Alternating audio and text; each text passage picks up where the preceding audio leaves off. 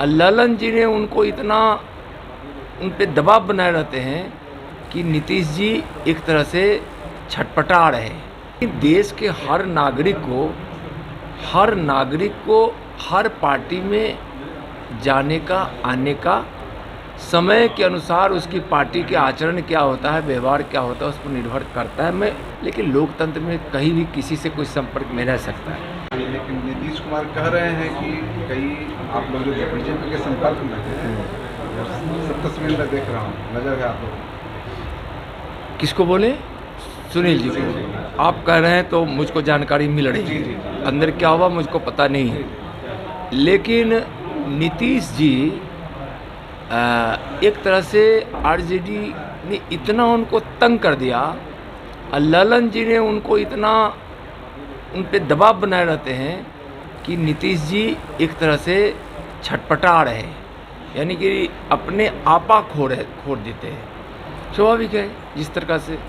अब वो कह रहे हैं कि आप बीजेपी के संपर्क में हैं, तो बीजेपी के संपर्क में रहना कोई ख़राब बात तो है ही नहीं। अब उस संपर्क में है कि नहीं सुनील जी मैं नहीं जानता, लेकिन देश के हर नागरिक को हर पार्टी में जाने का, आने का, समय के अनुसार उसकी पार्टी के आचरण क्या होता है, व्यवहार क्या होता है, उस पर निर्भर करता है। मैं रीति रिवाज की बात कर रहा हूँ, किसी पार्टिकुलर के नहीं। अब उसमें पार्टी जज करती है किसको लेना है ना लेना है। अब संपर्क में है ना है ये मुझको कोई पता नहीं है, लेकिन लोकतंत्र में कहीं भी किसी से कोई संपर्क में रह सकता है। कभी कभी तो ऐसा भी होता है कि लोग व्यक्तिगत कहीं मिल गया तो स्वाभाविक है कि कहीं बात हो जाती है, कहीं कुछ चलते बात हो जाती है, कहीं कोई विषय आता है तो बात होती है।